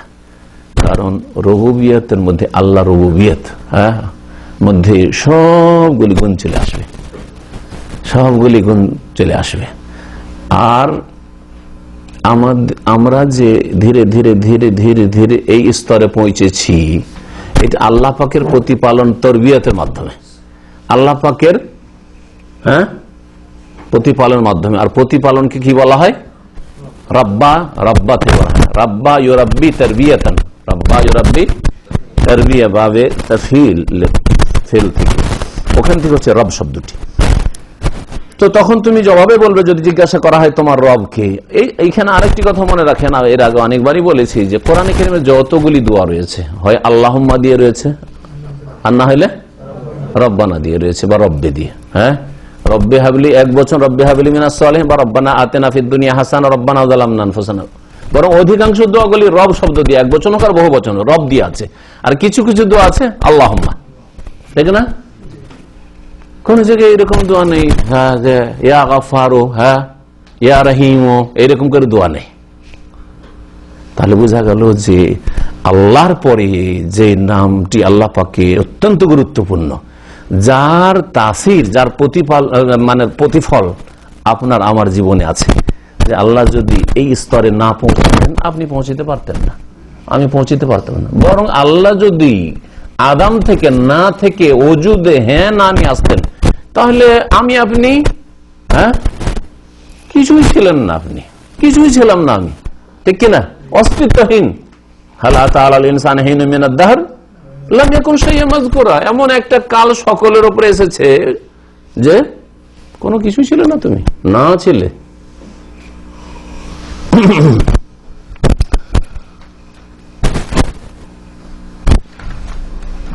ওয়া মাবুদি, আচ্ছা যিনি প্রতিপালন করলেন তার ইবাদত করবেন না আর কারো করবেন? নুন খেয়ে গুণ গাওয়ার দাবি হচ্ছে যে যিনি নুন খাওয়ান তার গুণ গাইবেন। গুণ গাওয়া হচ্ছে ইবাদত করা, আর নুন খেয়েছেন মানে তিনি তরবিয়ত করেছেন, তিনি রব, জি তিনি সৃষ্টি করেছেন। বোঝা গেছে? এই জন্য কোরআনে কারীম নিয়ে যারা তৌহিদের গবেষণা করে তার স্পষ্ট দেখতে পাবে যে আল্লাহ পাক যেখানে তৌহিদের রুবুবিয়তের কথা উল্লেখ করেছেন সেখানেই সেটাকে তৌহিদে উলুহিয়াতের বা তৌহিদুল ইবাদার দলিল হিসেবে উল্লেখ করেছেন। এক একটি আয়াত যদি আপনি গভীরভাবে দেখেন, ইয়া আইয়ুহান নাস, দেখেন ইয়া আইয়ুহান নাস উবুদু রাব্বাকুমুল্লাযী খালাকাকুম, তোমরা ইবাদত করো তোমাদের রবের, যেহেতু তিনি রব সেজন্য ইবাদত করো। দেখেন এখানে ইবাদত করো, তাওহীদুল ইবাদা, তাওহীদুল উলুহিয়া, রাব্বাকুম তাওহীদুর রুবুবিয়্যাত, আল্লাযী খালাকাকুম ওয়াল্লাযীনা মিন ক্বাবলিকুম লাআল্লাকুম তাত্তাকুন।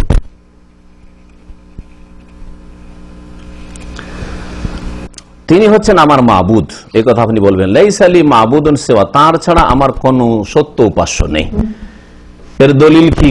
যে তিনি প্রতিপালনকারী। দলিল সূরা ফাতিহার প্রথম আয়াত, কোরআনে কারীমের প্রথম আয়াত বিসমিল্লাহর পরে। দলিল কওলুহু তাআলা, এর দলিল হচ্ছে, ভাষ্যকার বলছেন যে শেখুল ইসলাম মুহাম্মদ আব্দুর রহমতুল্লাহ আলাইহি যে দলিল হিসাবে সূরা ফাতিহার প্রথম আয়াত পেশ করেছেন আলহামদুলিল্লাহি রাব্বিল আলামিন, এটা কিসের দলিল? বলছেন যে সমস্ত সৃষ্টিকুলের প্রতিপালনকারী হচ্ছেন আল্লাহ রাব্বুল আলামিন। আল্লাহ রাব্বুল আলামিন, আলহামদুলিল্লাহি রাব্বিল আলামিন, যাবতীয় প্রশংসা সেই মহান আল্লাহ যিনি আলামিনের প্রতিপালনকারী। আলামিন, আলামিন মানে কি? বিশ্বজগতের তো ভাব অর্থ। আমি শাব্দিক অর্থ বলছি। আলামিন বহু বচন না এক বচন? বহু বচন। তো এক বচন কি? আলাম। আলাম মানে কি? আলাম মানে জগৎ, আলাম মানে জগৎ, আর আলামিন মানে জগতের, হ্যাঁ যতগুলি জগৎ সমূহ। তো কয়টা জগৎ আছে? হ্যাঁ জগৎ একটা না দুটা? হ্যাঁ কেমন করে বহু জগৎ? একটাই জগৎ দেখছি। হ্যাঁ এই জমিন, জমিন এই জমিন, সারা বিশ্ব, সারা বিশ্ব জগৎ মানে বিশ্ব, বিশ্ব তো একটা। হ্যাঁ প্রত্যেকটা মাখলুককে, প্রত্যেক সৃষ্টিকে একটা করে জগৎ বলা হয়েছে এখানে। এই অর্থে আলামিন, যত সৃষ্টি রয়েছে প্রত্যেকটা সৃষ্টি একটা করে জগৎ। যেমন আমরা বলি পাখির জগৎ, পশুর জগৎ, হ্যাঁ এই বলছি না, এই ভাষাগুলো আমরা প্রয়োগ করি। তো সমস্ত আলামিনের প্রতিপালনকারী, জি আকাশের জগৎ, জমিনের জগৎ, জি পাহাড় এক জগৎ। তারপরে বলছে অকুল্লু মা সিওয়াল্লাহ আলাম, আল্লাহ ছাড়া যা কিছু রয়েছে আলাম, বিশ্বজগৎ। আল্লাহ ছাড়া যা কিছু রয়েছে তা হচ্ছে কি? আলাম। ওয়ানা ওয়াহিদুম মিনান যালিকাল আলাম, আর এই বিশ্ব জাহানের আমি একজন ব্যক্তি, আমি একটি সৃষ্টি। এ হচ্ছে শেখ মুহাম্মদ আব্দুর রহমতুল্লাহ আলাইহির কথা। এই সূরা ফাতিহা কি রয়েছে? রব্বুল আলামিন। রব্বুল আলামিন, আল্লাহ পাক রব্বুল আলামিন যে প্রতিপালন করেন তার নিয়ামত দ্বারা, তিনি সৃষ্টি করেছেন, তিনি মালিক, নিয়ন্ত্রণকারী, তিনি সবকিছু তার হাতে, আপনার সবকিছু নিয়ন্ত্রিত তার কাছে, সেটা চালান। আল্লাহ পাক রব্বুল আলামিনের নিয়ামতের শেষ নাই, তাই না? ওয়াইন তাউদ্দু নিয়ামাতাল্লাহি লা তুহসুহা, আল্লাহ পাকের নিয়ামত গণে শেষ করতে পারবে না, কত আল্লাহ পাকের নিয়ামত রয়েছে।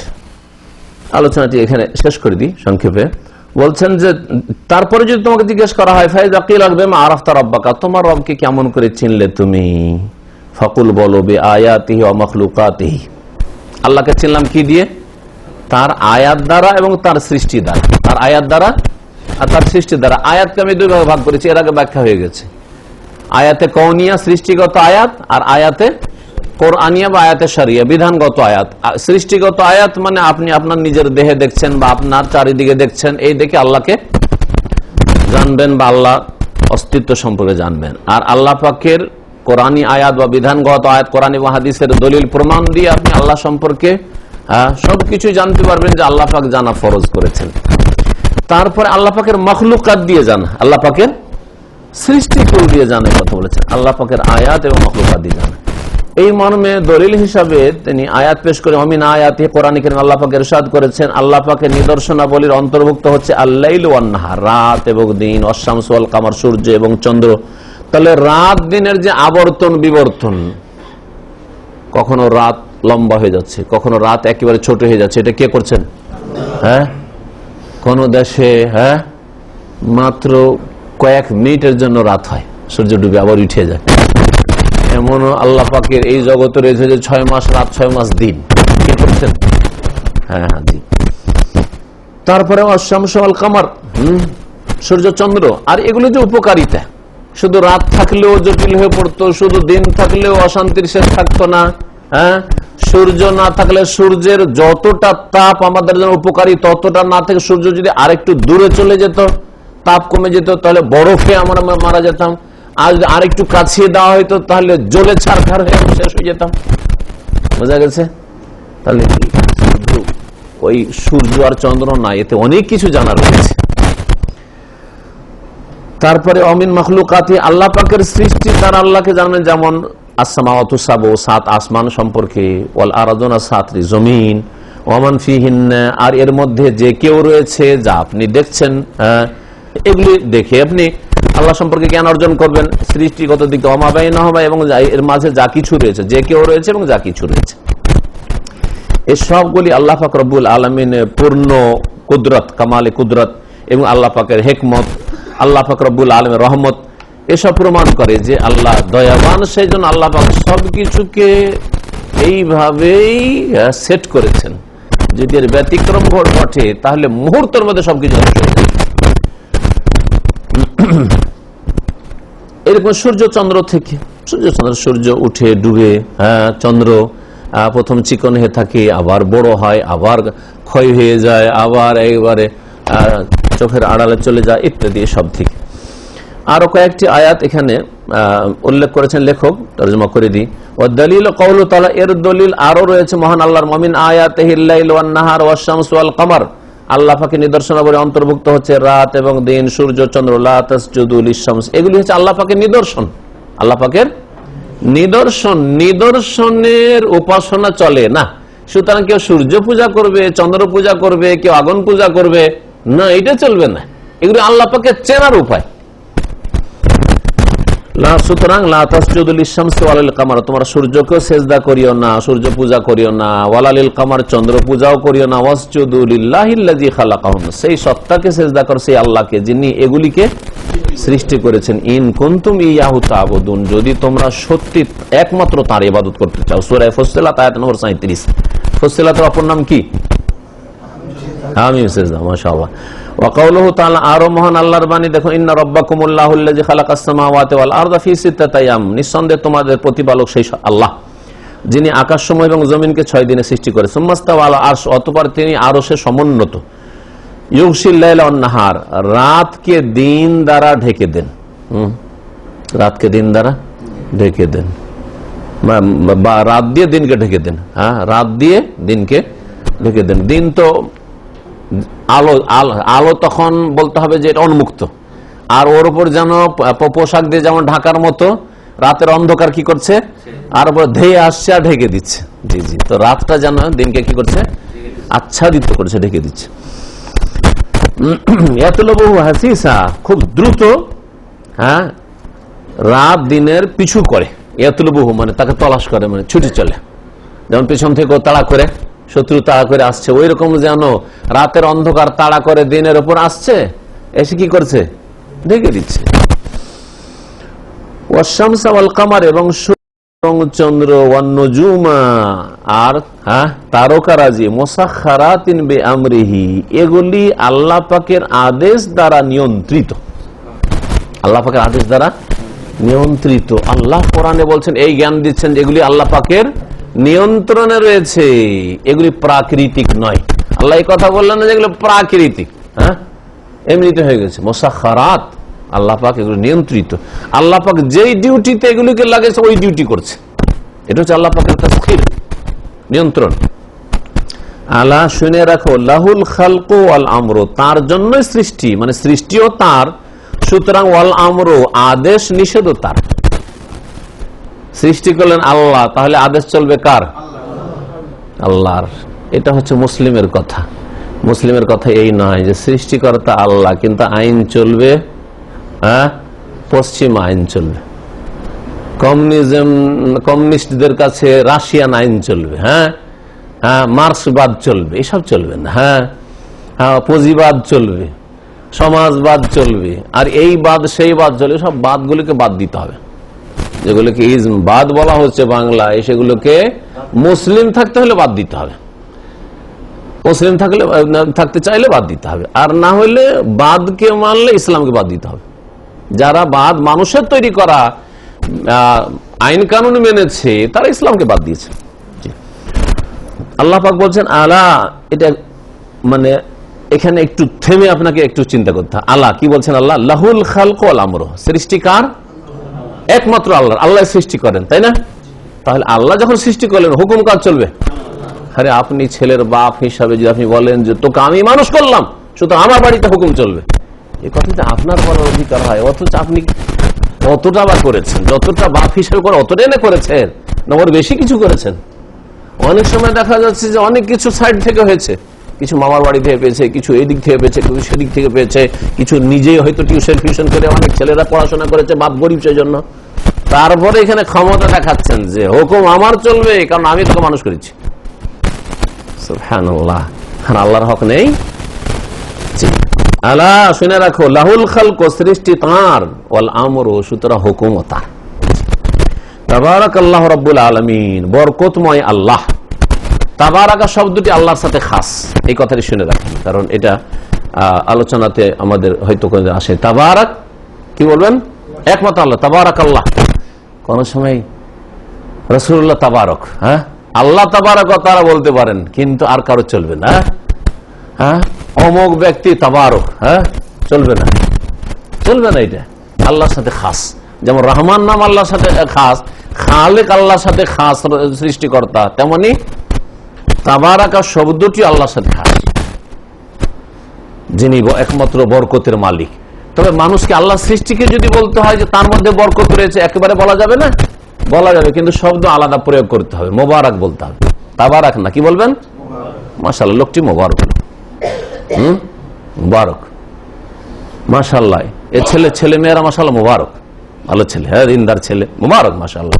এই রুজি, মাশাআল্লাহ, রুজি বা কাজকর্ম পেশা মুবারক, মাশাআল্লাহ, বরকতের। তো মুবারক বলতে পারবেন সৃষ্টির ক্ষেত্রে, মাখলুকের ক্ষেত্রে, কিন্তু তাবারাকা বলা চলবে না। এই জন্য কোরআনে কারিমে তাবারাকাল্লাযী নাযালা আল ফুরকান, হ্যাঁ, তাবারাকাল্লাযী জাআলা ফিস সামাই বুরুজা, তাবারাকাল্লাযী বিয়াদিহিল মুলক, সবগুলো আল্লাহর ক্ষেত্রে তাবারাক। কোথাও আল্লাহ ছাড়া অন্যের ক্ষেত্রে তাবারাক শব্দ ব্যবহার হয়নি। জি, তাবারাকাল্লাহু রাব্বুল আলামিন, বরকতময় আল্লাহ পাক রব্বুল আলামিন, যিনি বিশ্বজাহানের প্রতিপালক। সূরা আরাফ আয়াত নম্বর 54। এখানেই আমাদের আলোচনা আজকে শেষ করছি। একটি কথা গুরুত্বপূর্ণ বলবো, আর মনে রাখবেন, সেটা হচ্ছে যে মুতাজিলারা কোরআন কারীমকে আকীদার বিষয়, যারা ভালো একটু পড়াশোনা করেছে তারা হয়তো শুনেছেন, আর নাও শুনতে পারেন। তারা কোরআনকে কি বলেছিল? মাখলুক সৃষ্টি। কোরআনকে কি বলেছিল? মাখলুক সৃষ্টি বলেছে। আহলে সুন্নাত ওয়াল জামাত তারা একমত যে কোরআন হচ্ছে কি? আল্লাহর সিফাত, আল্লাহর গুণ, আল্লাহর কালাম, আল্লাহর বাণী। আর আল্লাহর বাণী আল্লাহর গুণ, আল্লাহর সৃষ্টি নয়। কোরআনকে আল্লাহ সৃষ্টি করেননি, কোরআন হচ্ছে আল্লাহর কি? গুণ, সিফাত। সুতরাং আল্লাহর গুণ, আল্লাহর সৃষ্টি হইতে পারে না। সৃষ্টি যদি বলা যায়, তাহলে সৃষ্টির শুরু আছে, এক সময় ছিল না, সৃষ্টি হয়েছে। তাহলে আল্লাহর গুণ তাহলে কি হয়ে যায়? আল্লাহর গুণ তাহলে এমন হয়ে যায় যেটাকে তাদের ভাষা বলা হয় যে সেটা হাদিস, আগে ছিল না, হ্যাঁ, কাদিম নয়। তাহলে বোঝা গেছে? যদিও এগুলো মুতাকাল্লিমদের ভাষা হাদিস আর কাদিম, সেই জন্য এগুলো সালাফে সালেহিনদের অনুসারীরা এগুলোকে বর্জন করে, কিন্তু বোঝানোর জন্য শব্দটা বললাম। এই জন্য যদিও কাদিম বলা জায়েজ রয়েছে, কারণ একটি দোয়াই রয়েছে মসজিদে প্রবেশ করার সময় আউযু বিল্লাহিল আযীম ওয়া সুলতানিল কাদিম, কাদিম শব্দটা রয়েছে হাদিসের দোয়াতে। তো যাই হোক, আল্লাহর সিফাতের ক্ষেত্রে কাদিম শব্দের ব্যবহার হয়েছে। আল্লাহর সিফাত যখন বলবো তখন বলবো তার কোনো আদি অন্ত নেই, বোঝা গেছে। কিন্তু মাখলুকের আদি অন্ত রয়েছে, এক যুগে ছিল না, এসেছে, আবার শেষ হয়ে যাবে, ঠিক না? জি, আল্লাহ পাকের কালাম, আল্লাহর গুণ, এটা হচ্ছে আহলে সুন্নাত জামাতের আকীদা। এর উপর বড় জুলুম অত্যাচার করেছে বিদাতি মোল্লারা, ওলামারা, ইমাম আহমদ বিন হাম্বল আর তার অনুসারী যারা ছিল সেই জামানায় আব্বাসী খলিফাদের যুগে কয়েক আব্বাসী খলিফাকে গুমরাহ করে মুতাজিলি বানিয়ে দেওয়ায় বড় জুলুম অত্যাচার হয়েছে, সেই কিসসা শোনাচ্ছি না।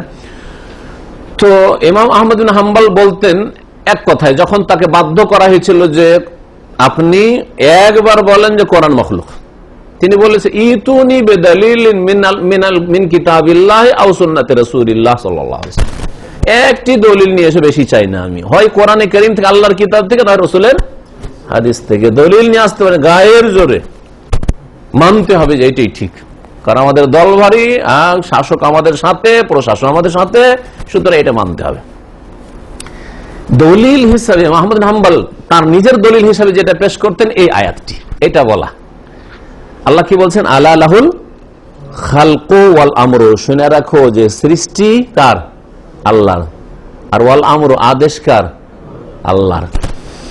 তো তিনি বলেছিলেন যে মুতাজিলাদেরকে জিজ্ঞেস করলেন, আচ্ছা বলো কোরআন হ্যাঁ আল্লাহর হুকুম কিনা?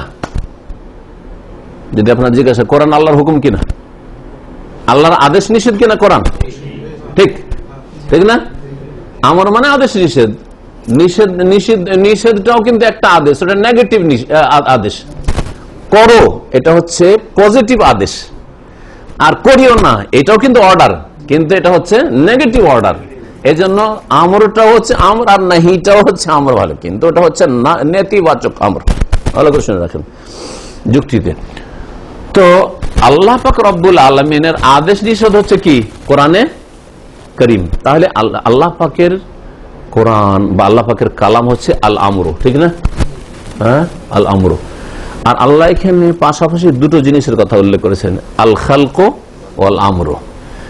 আর ওয়াও দিয়ে যখন আতফ করা হয় তখন আসল কায়দা হচ্ছে যে মাতুফ আলাইহির মাতুফে বৈপরীত্য থাকে, মানে আগেরটা আর পরেরটা একই জিনিস নয়, বোঝা গেছে?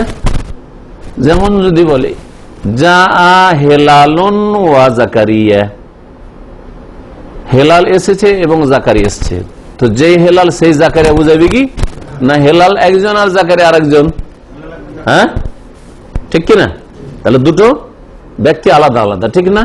তাহলে এখানে আল্লাহ ওয়াও দিয়ে বলছেন, আল্লাহ শুনে রাখো লাহুল খালকু, সৃষ্টিকার আল্লাহর, ওয়াল আমর, এবং আদেশ নিষেধকার আল্লাহর। তাহলে বোঝা গেল যে যদি কোরআন আল্লাহর আমর হয় তাহলে খালক নাই, আমর হয় তাহলে খালক নাই। তোমরা বলছো যে কোরআন মাখলুক, আর কোরআনের আয়াত দলিল কি বলছে? হ্যাঁ, যে যদি কোরআনে কারীম আমরুল্লাহ হয় তাহলে খালকুল্লাহ নাই, আমরুল্লাহ যদি হয় তাহলে খালকুল্লাহ। বুঝতে পেরেছেন? এই একটা দলিল মনে রাখবেন যে কোরআন মাখলুক নয়, কোরআন হচ্ছে আল্লাহর গুণ, আল্লাহর আমর, আমরুল্লাহ খালকুল্লাহ নয়। দ্বিতীয় দলিল একটি দোয়া আপনাদেরকে শিখিয়েছিলাম সহিহ মুসলিমের, হয়তো কারো মনে আছে, আউযু বিকালিমাতিল্লাহি তাম্মাতি মিন শাররি মা খালাক। এখানে আশ্রয় নেওয়া হয়েছে আল্লাহর পূর্ণাঙ্গ কালেমার। তো কালেমা হচ্ছে আল্লাহ পাকের বাণী, তো আল্লাহর বাণী যদি মাখলুক হয় মুতাজিলাদের ভাষায়, তাহলে এই দোয়াতে শিরক শেখানো হয়েছে, কারণ কালেমার আশ্রয় গ্রহণ করা হয়েছে, বোঝা গেছে? আর কখনো নবী সাল্লাল্লাহু আলাইহি ওয়াসাল্লাম শিরকিয়া দোয়া শিখাইতে পারেন না। তাহলে বোঝা গেল যে কালেমাতুল্লাহ হচ্ছে সিফাতুল্লাহ, আল্লাহর কালেমা হচ্ছে আল্লাহর গুণ, সেটা আল্লাহর মাখলুক নয়। সাল্লাল্লাহু আলা নবিয়িনা মুহাম্মদ ওয়া আলা আলিহি ওয়া সাহবিহি আজমাইন।